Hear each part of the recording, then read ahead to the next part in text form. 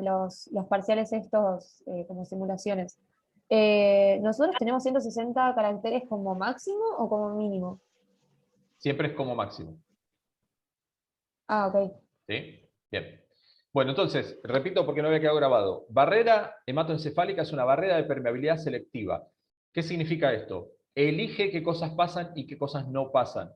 Yo suelo dar un ejemplo de esto, que es como esa gente de seguridad en la puerta de los boliches, por lo menos en mi época había, yo creo que sigue habiendo. Bueno, ahora no porque no hay, pero cuando había, que Los deciden quién patotas. pasa. Los patobic, gracias. No lo quería decir así, pero sí. Bien. Eligen quién pasa y quién no pasa. ¿Sí? No es que no pasa nadie o pasan todos. ¿Sí? Elige quién pasa y quién no pasa. Entonces hay transportadores específicos en la barrera hematoencefálica que, por ejemplo, permiten que pase la glucosa. Algo tan importante como la glucosa para que funcionen las mitocondrias de todo el sistema nervioso, tiene que atravesar esa barrera. ¿Sí? Pero esa barrera, recuerden que está formada por endotelio del capilar continuo, membrana basal, pie chupador del astrocito. ¿Por qué el alcohol pasa? ¿Pasa el alcohol? Yo tomo mucho alcohol y me hace algo en el cerebro. Sí, ¿no? Bastante. ¿Por qué pasa? Bueno, porque el alcohol tiene la capacidad de disolverse en los lípidos. Entonces, como la barrera hematoencefálica está formada prácticamente en su mayoría por moléculas que son de tipo lipídica, si yo soy liposoluble, o sea, me gusta disolverme en los lípidos, puedo pasar. Por lo tanto, pasan algunas drogas de abuso, pasa el alcohol, pasan algunos fármacos. El día de mañana, cuando ustedes estén en fármaco y vean que determinado antibiótico atraviesa la barrera hematoencefálica o no la atraviesa, yo les apostaría, dentro de 4 o 5 años cuando vean eso, les apostaría a que si atraviesa la barrera es porque tiene una porción lipídica que le está permitiendo hacer eso, o se está mezclando en algún transportador que se usa para otra cosa. Porque eso también, podemos diseñar un fármaco que un transportador lo confunda y se meta. Eso a veces genera cierto problema porque, claro, resulta que cuando viene la molécula que tiene que pasar, no puede pasar. Cosas así pasan también en el sistema nervioso. La fenilcetonuria es un problema de esos. Pero se los digo como para que digan, che, barrera es súper importante. ¿Sí? En otros términos. Bien. Sigo. Función de los astrocitos, sostén metabólico funcional. ¿Sí? Barrera hematoencefálica, no me puedo olvidar. Si me olvido de eso, estoy en problemas. Sigo. Formas de visualizar astrocitos hay varias. Oro sublimado de Cajal es la más común. Oro sublimado de Cajal es la más común. Si ustedes lo miran con una técnica de Nissl, está acá al costadito. Esperen que a mí me está tapando. No quiero que quede tapado en la grabación. Si ustedes lo miran con una técnica de Nissl, solo van a ver el núcleo. La técnica de Nissl es una vasofilia. Usa solo el colorante básico, por lo tanto ve solamente el núcleo de los astrocitos, por lo tanto van a ver un núcleo cromatina laxa no demasiado llamativo, están viendo un astrocito. Por eso se usan otras tinciones especiales, como puede ser una inmunohistoquímica o puede ser el oro sublimado de Cajal. Fíjense estos astrocitos estrellados, cómo están contactando esta... ¿Qué será esto? ¿Qué será? ¿Qué será esto? Un vaso sanguíneo. Un vaso sanguíneo, ¿sí? Un capilar. Lo están contactando y están formando esa barrera de tal manera de tener controlada la barrera hematoencefálica. Bien. Oligodendrocitos. A mí me encanta esta imagen. La busqué el año pasado y me gustó mucho porque los oligodendrocitos se dedican a producir las vainas de mielina de los axones. Las vainas de mielina son una envoltura lipídica de los axones, de la cual vamos a hablar en un minutito. Los oligodendrocitos del sistema nervioso central se dedican a mielinizar varios axones que pasan cerca, tal cual el dibujo que yo les muestro acá.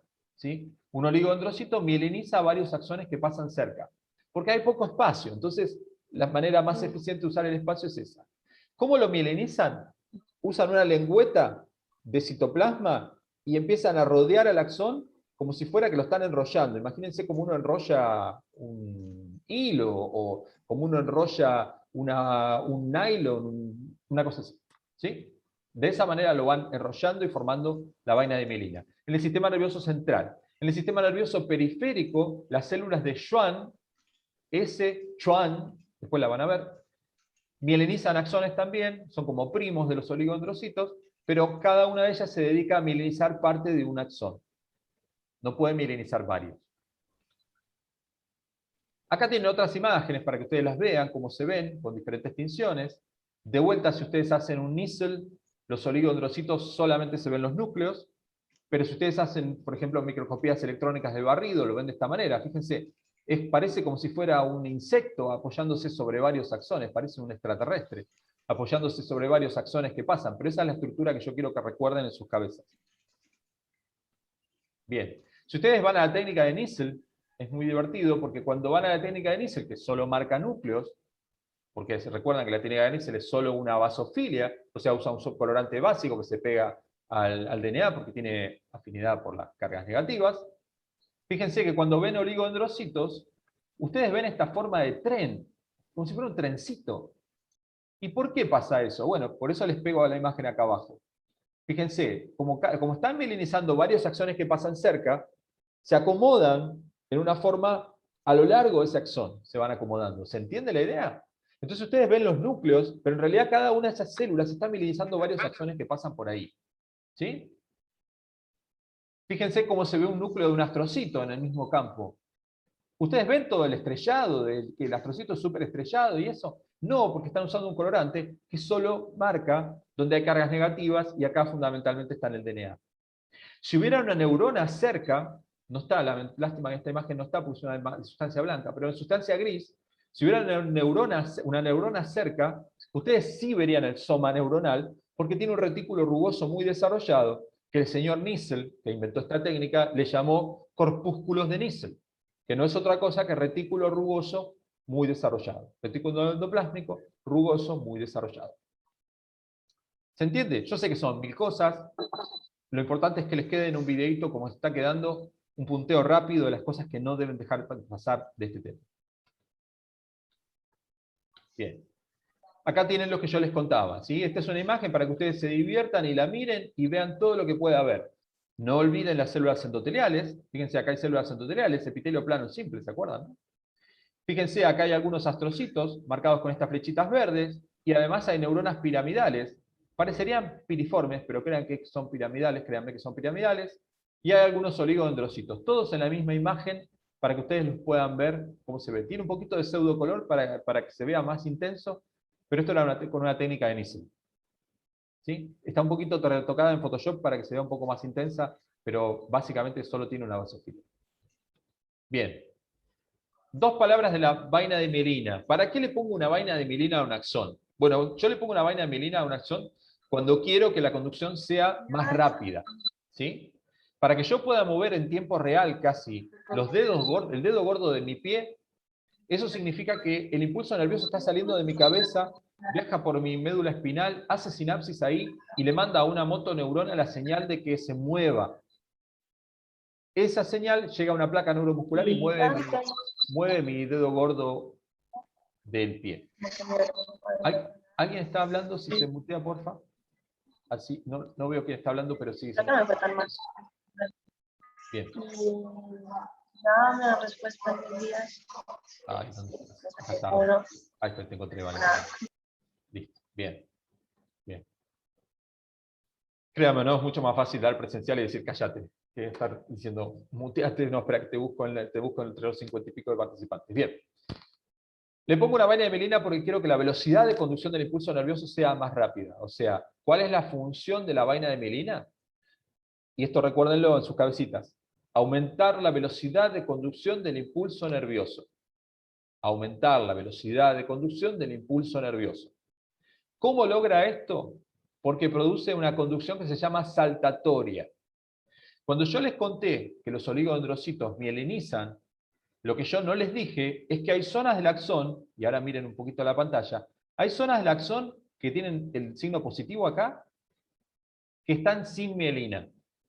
Entonces, el impulso nervioso, en lugar de tener que ir cambiando la polaridad de cada uno de los fosfolípidos de esa membrana, de ese axón, porque recuerda que el axón tiene una membrana plasmática normal, en lugar de ir cambiando la polaridad, el impulso nervioso es una carga eléctrica. Veanlo de esa manera, el año que viene en fisio lo van a ver mejor.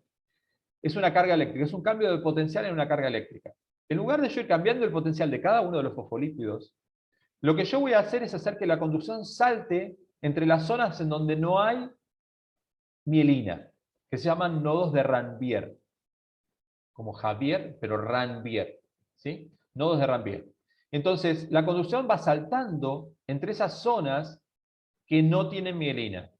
Y eso sería lo mismo que recorrer la cuadra de mi casa, en lugar de ir un pasito atrás de otro pasito, ir saltando de a 2 metros o de a 1,5 metros. Voy a llegar más rápido, ¿sí? Y además voy a gastar menos energía química, electroquímica. En realidad eso es otro tema que van a ver en física. Entonces, la vaina de mielina produce conducción saltatoria, ¿sí? Porque tiene una función como de aislante, si a ustedes les gusta, como el aislante de un cable. Solo que no es exactamente como un cable, porque tiene zonas donde el cable no está cubierto por el plástico, ¿sí? En esas zonas que se llaman nodos de Rambier, el impulso salta. Y eso le permite una velocidad mucho más alta de conducción. ¿Se entiende la idea? ¿Por quién está formada la vaina de mielina? Profe, Por oligodendrocitos. Sí. el impulso nervioso tiene carga eh, Es una, neta nula. pensarlo así, es una depolarización de la membrana. En realidad lo que pasa es que el potencial de la membrana cae y después se tiene que volver a recuperar. Es como si fuera un saltito. Después lo van a ver en fisio. No quiero ahora complicarles con los milivolts, etc. ¿Sí? Pero es un cambio de potencial. Es como si fuera que la carga se invirtió rápidamente. ¡Tac! Y vuelve, y tiene que volver. Para volver necesita actividad de ATP-asas y por eso consume mucho ATP y por eso requiere muchas mitocondrias, ¿sí? Pero eso ya van más a tema de fisio. Yo necesito que sepan que la mielina produce conducción saltatoria y aumenta la velocidad de conducción del impulso nervioso. Está producida por oligodendrocitos en el sistema nervioso central y por células de Schwann en el periférico. Bien. ¿Quiénes se encargan de barrer la mugre? ¿Quiénes se encargan de los desechos en el sistema nervioso central? Las células de la microglía. Las microglías son macrófagos especializados del sistema nervioso central. Llegaron desde lo que sería la zona productora de células sanguíneas en el desarrollo, se metieron al sistema nervioso central antes de que se cierre la barrera y se quedaron a vivir ahí. Se especializaron en trabajar ahí. O sea, entraron al boliche antes de que que el patobica cierre la puerta. Entraron más temprano. Entonces entraron todos. Una vez que se cerró la barrera hematoencefálica, la microglía se diferencia y se acostumbra a trabajar en este entorno. El sistema nervioso central es una zona tremendamente preciada y cuidada en la evolución, porque tiene neuronas que son bastante susceptibles, ¿no? Si ustedes le dirían. Entonces, la microglía, los macrófagos que trabajan ahí, están muy especializados en trabajar ahí. ¿Cómo se ven? Se ven con técnicas como la del Río Ortega, que es el señor que los descubrió además, la técnica del Río Ortega, que se ven estas células como con fibritas, más chicas que los astrocitos, se ven por técnicas de inmunocistoquímica, o se ven a veces por técnicas de Nissl. Esto tiene una inmuno arriba, pero la técnica de Nissl, ustedes ven unos núcleos como alargaditos, en forma de coma, nosotros solemos decir en la cátedra, pero prácticamente en condiciones normales son bastante difíciles de ver. ¿A qué se dedican? Son macrófagos especializados del sistema nervioso central, fagocitan restos celulares, cachos de neuronas, patógenos si hubiera, producen inflamación, activan la inmunidad innata, como les dice acá, y la microglía activada produce inflamación, es la principal responsable de que haya inflamación en el sistema nervioso central. Todo el tiempo están hablando con los astrocitos. El astrocito detecta la actividad neuronal y le dice a la microglía, quédate tranqui que acá está todo bien. En el momento que el astrocito detecta problemas en la actividad neuronal o detecta que la neurona está teniendo algún problema metabólico, le avisa a la microglía, che, acá hay algo que anda mal, y viene la microglía y hace su tarea, que puede ser incluso fagocitar la neurona entera, porque se juntan entre varias y fagocitan cosas enteras, ¿sí? Entonces, es extremadamente complejo esto, de hecho es una de las zonas que todavía no terminamos de entender, por eso mucha gente trabajamos en investigación en esto. Pero básicamente la función que ustedes tienen que recordar es que la microglía es el macrófago especializado del sistema nervioso central, ¿sí? Se dedica a fagocitar de todo, incluso células muertas del sistema nervioso central. ¿Ok? Esto es simplemente para que ustedes vean cómo toda esta gente, todos estos tipos celulares, trabajan todos juntos en concierto, ¿sí? Neuronas, astrocitos, ¿sí? Acá está el axón mielinizado, acá hay un oligodendrocito, acá está la microglía, que en realidad está acá, pero podría estar en cualquier lugar. ¿Y qué es esta cinta roja que corre por acá? ¿Qué será? Alguien que me diga, ¿qué será esta cinta roja que corre por acá? que en realidad es un tubito. ¿Un vaso? Claro, es un vaso. Y las células verdes que están ahí son pericitos que pueden llegar a estar rodeando ese vaso, ese capilar. ¿Sí? Si me corté un poco es porque mi corrección dice que es inestable. A ver si vuelvo. Volví. Sí, vuelvo. Bien. ¿Sí? Recuerden que la microglía se puede mover por cualquier lado. El resto de la muchachada está bastante fija. ¿Sí? Bien. Glía ependimaria lo van a leer. ¿Sí? Otro tipo de glía, la del cerebelo, la van a leer. Son astrocitos especializados de un tipo de glía especializada con función de astrocito en el cerebelo. Además hay astrocitos en el cerebelo. Y cuando vayan al sistema nervioso periférico, me interesa fundamentalmente que vean las células de Schwann, que son quienes producen la vaina de mielina del sistema nervioso periférico. Diferencias de la mielinización entre sistema nervioso central y periférico, necesito que lo sepan. Este gráfico está mal, acá debería decir mielinización del sistema nervioso periférico. Esto es porque estoy usando el PowerPoint mío y no el que subí a la cátedra. Acá debería decir sistema nervioso periférico. ¿Ven que tiene una célula de Schwann? Células capilares o anficitos, células satélites, son células de la glía que están en los ganglios. Los ganglios son como estaciones con algunas neuronas, que las vamos a ir viendo cuando veamos otros órganos. Son como estaciones con neuronas en la periferia. De vuelta, si yo necesito neuronas, por ejemplo, en la pared de un órgano del tubo digestivo, en general no las dejo sueltas por ahí, sino que las acomodo con unas células de soporte, porque las neuronas, como yo les dije, son muy susceptibles, no les gusta estar rodeadas de cualquier cosa. Por lo tanto, tienen como células de la glía ahí, para eso hay células de este tipo, satélite o capsulares o anficitos, dependiendo del tipo de ganglio.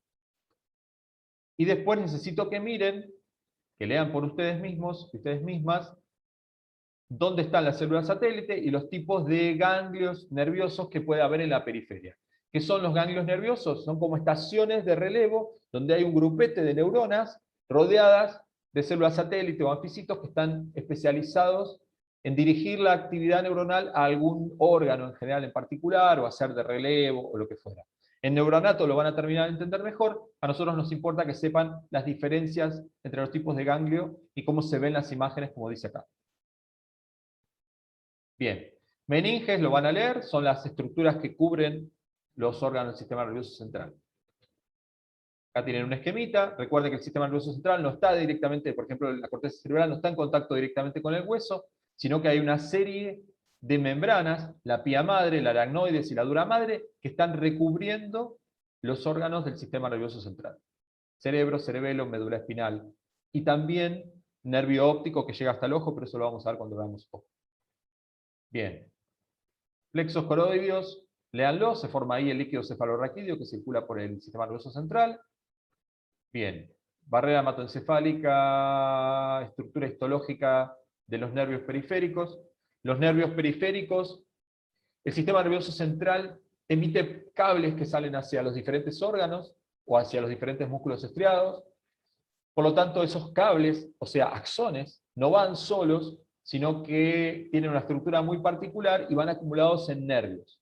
Lean la estructura del nervio, el nervio sí está recubierto de un conectivo, acá adentro están los axones, fíjense que hablamos de epineuro, perineuro y endoneuro, ¿sí? Como muy parecido a lo que pasaba también con el músculo, que había como envolturas de conectivo que lo iban separando, ¿sí? O que lo iban ordenando, y dentro de ellos están los axones mielinizados en general, en los nervios, ¿sí? Este tipo de corte de nervio lo podemos encontrar en cualquier órgano. No sería raro que uno encontrara, por ejemplo, en un corte de lengua, encontrara el nervio, ¿sí? O que incluso en un corte a veces profundo de piel pudiera encontrar también un nervio, ¿sí? Son estructuras que pueden aparecer en cualquier lado. ¿De qué pueden ser estos núcleos que hay acá adentro? Porque los axones no tienen núcleo. Bueno, estos núcleos que hay acá adentro pueden ser de dos cosas. Pueden ser células de Schwann que están mielinizando, y que justo el corte agarró los núcleos, o pueden ser también fibrocitos, fibroblastos, que forman parte del endoneuro.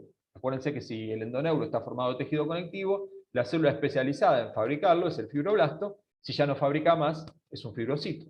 Entonces los núcleos que ustedes se encuentran dentro de un nervio pueden llegar a ser de células de Schwann, que están mielinizando, o de fibrocitos fibroblastos. ¿Ok?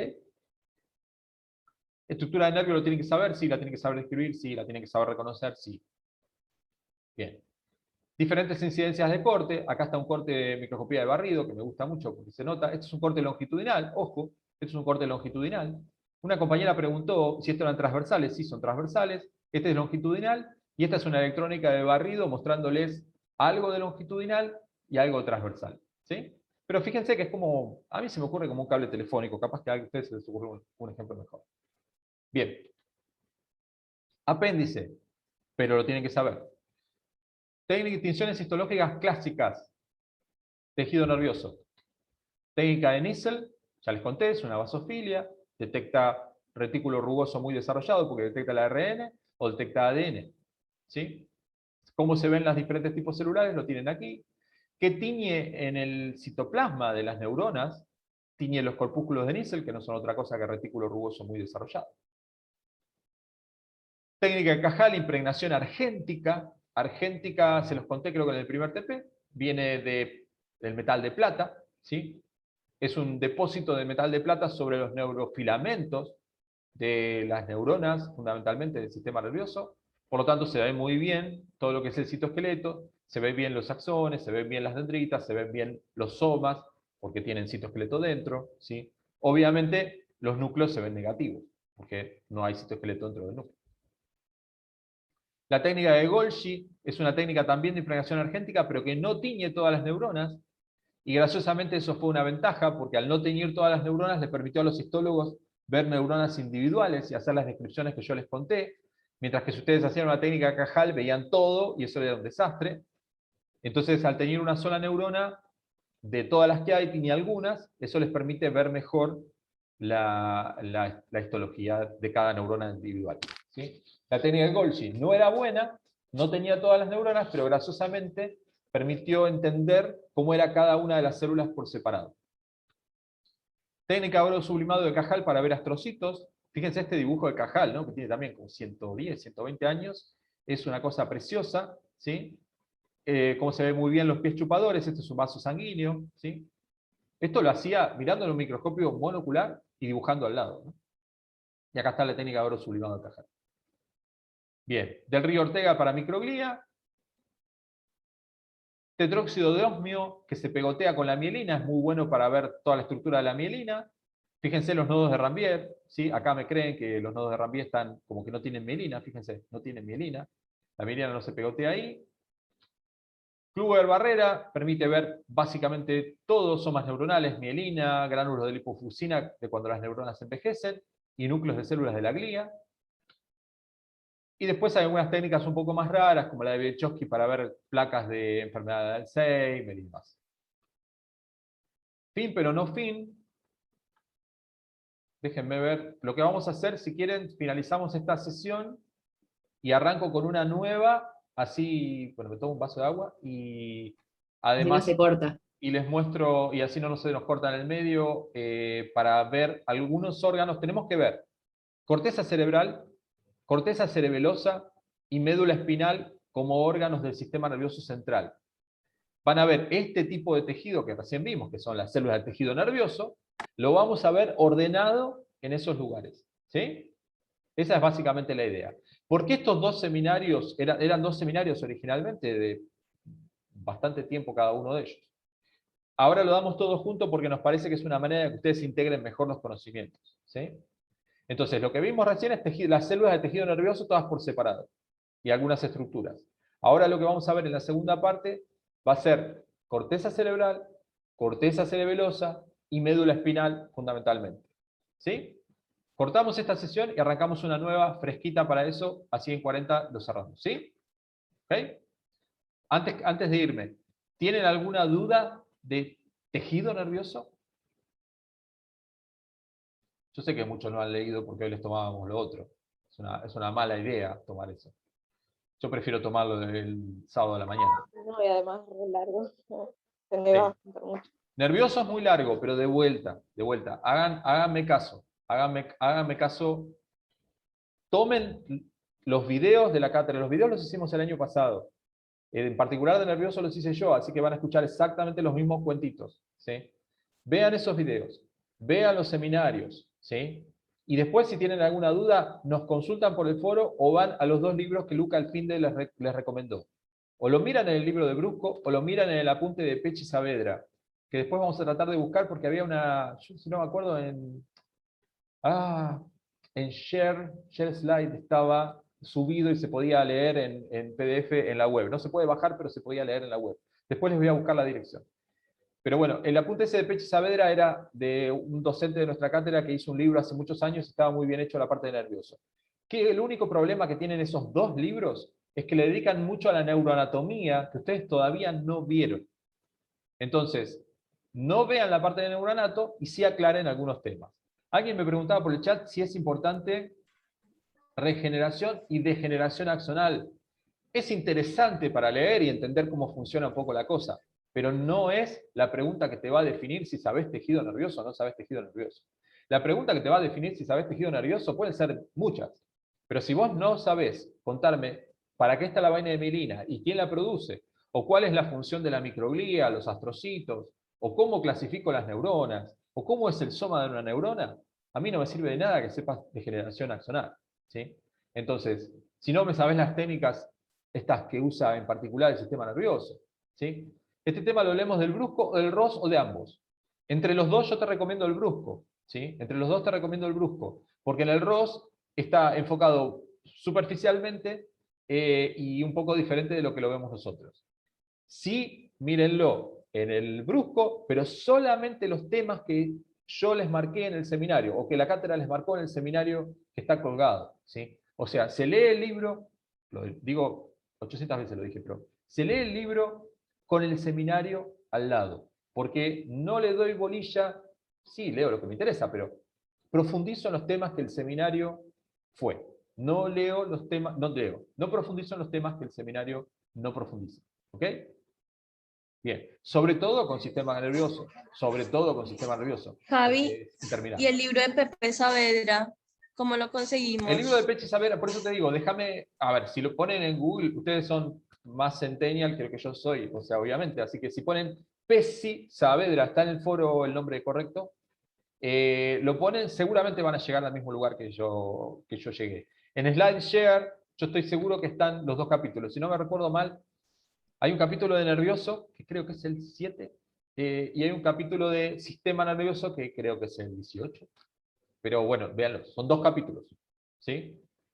De vuelta. Ojo con temas que no estén en los seminarios. Y si hay una diferencia entre el Brusco, el Pechi y el seminario, esta vez denle bolilla al seminario. ¿Sí? Porque el seminario está actualizado. ¿Sí? Y está actualizado por gente que hacemos investigación en el sistema nervioso. Por lo tanto, le dan bolilla a él, lo encontró alguien en el chat. Genial, espectacular. 21 el sistema nervioso. Y tiene que haber un capítulo de tejido nervioso. ¿Sí? Ahí la compañera Micaela, sí, encontró el de sistema. Yo los tengo descargados, Javi. Sí, pero no nos permiten. Sí, no podemos colgarlos. Sí, vamos a tratar de que esté en un repositorio público. ¿Ok? Igual el de Pechi Saavedra ya no creo que tiene casi derechos, pero bueno, pero sí, digamos, corresponde. Bien, o sea, la cátedra no nos permite a nosotros que colguemos material, obviamente, ¿no? Porque sería como ilegal. ¿Ok? Bien. Bueno, gente, cerramos esta sesión y arrancamos con la de sistema, pero vamos a puntear algunas cosas de los órganos. No vamos a hacer todo, ¿sí? ¿Ok? Cerramos esto.